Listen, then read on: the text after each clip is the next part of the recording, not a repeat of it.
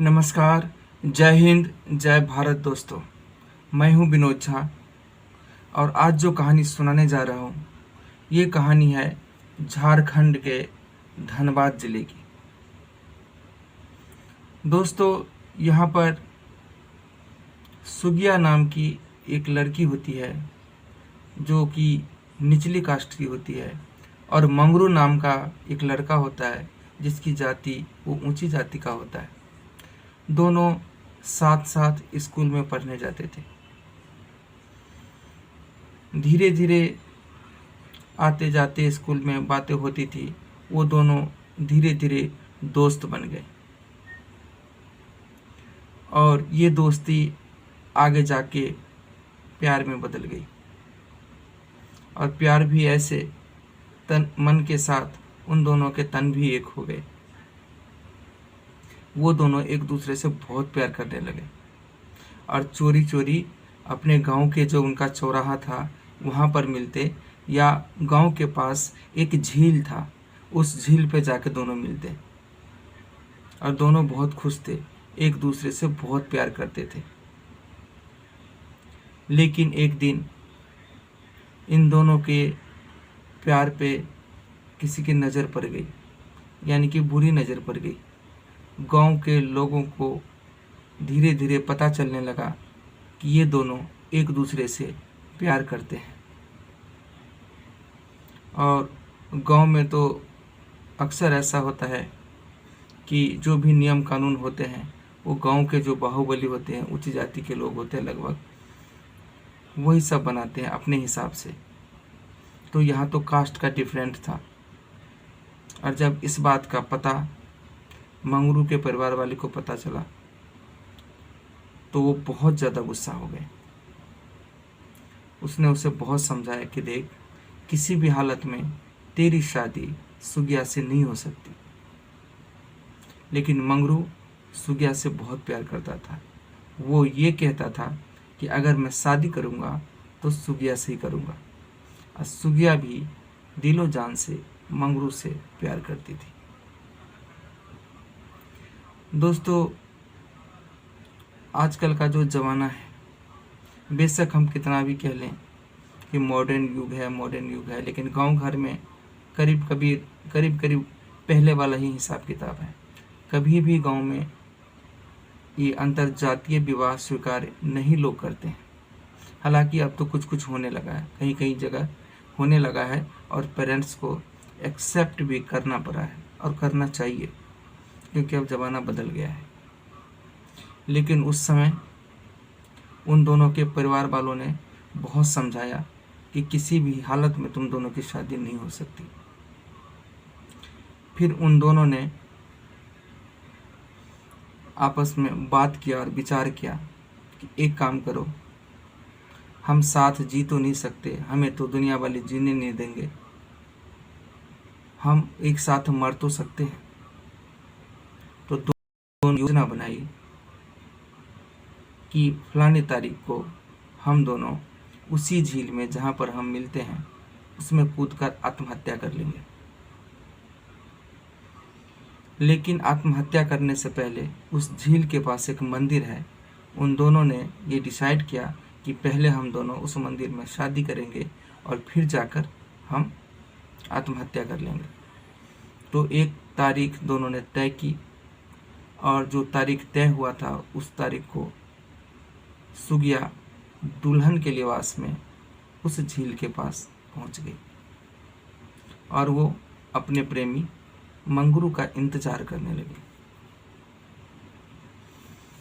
धीरे धीरे समय बीतता जा रहा था और मंगरू का कहीं अता पता नहीं था।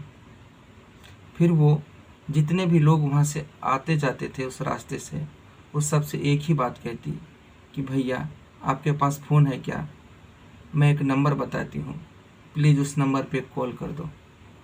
फिर लोग रुकते और उसको उस नंबर पे डायल करके उसको देते कि लो बात कर लो।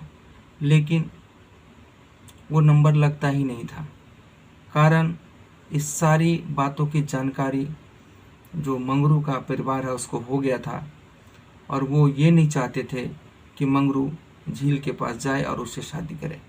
इसीलिए उसके परिवार वालों ने उसको एक कमरे में कैद कर दिया था और उसका फ़ोन ले लिया था। इधर सुगिया बहुत परेशान होती जा रही थी। धीरे धीरे समय बीत रहा था। वो सुबह की आई हुई थी, अब धीरे धीरे दोपहर होने लगा, दोपहर से शाम होने लगा। लेकिन ये जितना भी समय वहाँ रुकी, हर आने जाने वाले से एक ही सवाल करती थी कि भैया अपना एक फ़ोन 1 मिनट के लिए आप दिखाइए और एक कॉल करा दीजिए, मुझे बात करनी है, बहुत अर्जेंट बात करनी है।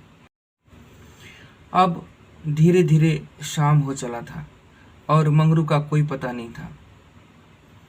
तो इधर सुगिया सोचती है कि अब घर की तरफ जाएं, लेकिन वो सोचता है कि घर में अब कैसे जाऊंगी, उन लोगों को क्या मुंह दिखाऊंगी। ये सोचकर वो घर नहीं जाती है। वो पूरी रात उस झील के पास जो जंगल था उसी में वो रुक जाती है, वहीं पर रुक जाती है। अब बिना खाए पिए भूखे प्यासे वो जंगल में पड़ी रहती है। और जब सुबह होता है तो अब इधर सुगिया के घर वाले भी बहुत परेशान थे। वो लोग भी इसको ढूंढने के लिए निकल पड़े थे, झील के आसपास आ गए थे। अब सुगिया ने देखा कि मेरे घर वाले मुझे ढूंढने के लिए आ गए हैं, तो सुगिया एकदम से जंगल में जाकर ऐसी जगह छिप गई कि उसके परिवार वाले, जब सुगिया को पता चला कि उसके परिवार वाले उसे ढूंढने के लिए आ रहे हैं, तो सुगिया फिर से जंगल में चली जाती है और छुप जाती है। और ऐसी जगह छुपती है कि उसके परिवार वाले उसे ढूंढ नहीं पाते हैं। और जब उसके परिवार वाले ढूंढकर वहाँ से चले जाते हैं, फिर सुगिया जंगल से बाहर निकलती है और फिर वही काम, जितने भी राहगीर वहाँ से आते जाते हैं उस सब से सिर्फ एक ही बात कहती है कि भैया आपके पास फ़ोन है क्या, प्लीज़ एक कॉल कर दीजिए ना, बहुत अर्जेंट कॉल है। और फिर से वो कॉल लगाती मंगरू को, लेकिन उधर से कोई जवाब नहीं मिलता। वो जैसे जैसे समय बीतता जा रहा था वो मायूस होती जा रही थी, वो टूटती जा रही थी। और ये दूसरा दिन था, न तो उसने पानी पिया था और न तो कोई खाना खाया था। अब उसका शरीर भी जवाब देने लगा था। वो उस राह को निहार रही थी कि काश अब भी मंगरू आ जाए। और वो सोची कि क्यों मंगरू नहीं आ रहा है, आखिर क्या हुआ। लेकिन धीरे धीरे फिर शाम हो जाती है और वो बिना खाए पिए एकदम हालत ख़राब हो जाती है सुगिया की, और फिर से घर नहीं जाती है, वो जंगल में जाके छुप जाती है। लेकिन इस रात एक बहुत बड़ी घटना घटती है। उस जंगल में जो माओवादी होते हैं उसकी नज़र पड़ जाती है सुगिया पर, और वो माओवादी सुगिया के साथ दुष्कर्म कर लेते हैं। अब तो सुगिया बिल्कुल टूट चुकी थी। अब वो ना रो रही थी ना हंस रही थी, वो बर्बाद हो गई। अब फिर अगले दिन सुबह होता है और सुगिया हिम्मत जुटा के उस झील में कूद जाती है और आत्महत्या कर लेती है। जब सुगिया आत्महत्या करती है तो उसकी आत्महत्या का खबर जंगल में आग की तरह पूरे गांव में फैल जाती है। और जैसे जैसे सबको पता लगता है वो सब दौड़े चले आते हैं झील की तरफ। और उधर मंगरू को भी जब पता चला कि सुगिया ने आत्महत्या कर लिया है, तो पहले से तो अधमरा था ही, अब लगभग पूरी तरह से वो भी टूट चुका था, वो भी मर चुका था, लगभग ऐसे मरे मान हो गया था। वो बस बदहवास से चिल्ला रहा था और बार बार सुगिया का ही नाम ले रहा था। लेकिन उसके घर वाले उसे कहीं बाहर नहीं निकलने दिए। और वो बेचारा चिल्लाता रहा, रोता रहा, और इसी तरह एक पागल की तरह वो बर्ताव करने लगा। लगभग वो पागल ही हो गया। उसको अब सपने में भी सुगिया दिखाई देती, अपने आसपास भी सुगिया दिखाई देती। उसे सुगिया की आवाज़ सुनाई देती कि मंगरू तुम कहाँ हो, जल्दी आ जाओ ना, मैं तुम्हारा इंतज़ार कर रही हूँ। और इधर जिस झील में सुगिया कूद के आत्महत्या करी थी, और जहाँ से वो एक फ़ोन करने के लिए सबको बोलती थी कि एक फ़ोन कर दो मंगरू को और बात करा दो उसे प्लीज़। अब हुआ क्या, मरने के बाद भी एक लड़की की आवाज़ लोगों को सुनाई देने लगी। जब भी वहाँ से कोई गुजरता एक आवाज़ आती कि भैया ज़रा एक फ़ोन कर दो ना, एक कॉल लगा दो ना, मुझे मंगरू से बात करना है, प्लीज़ बात करा दो ना। लोग आवाज़ तो सुनते लेकिन उनको कोई लड़की वहाँ दिखाई नहीं देती। तो कई लोग तो वहाँ डर के मारे बेहोश भी हो गए और काफ़ी लोग डर गए वहाँ से, जो आने जाने वाले। और धीरे धीरे ये बात सभी को पता लग गई और उधर मंगरू एकदम पागल की स्थिति में आ गया।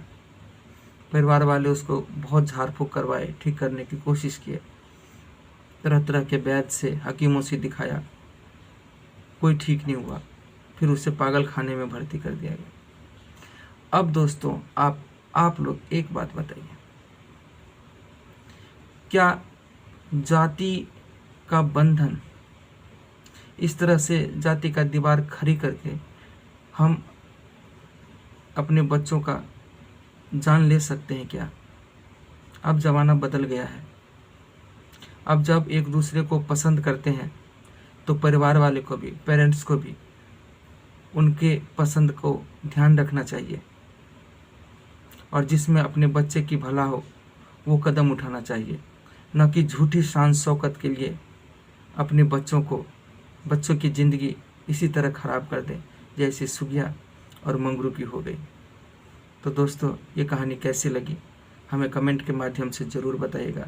और हाँ, आप लोग कमेंट ज़रूर करिएगा ताकि जो भी त्रुटि हो रही हो उसको मैं सुधार करूँगा।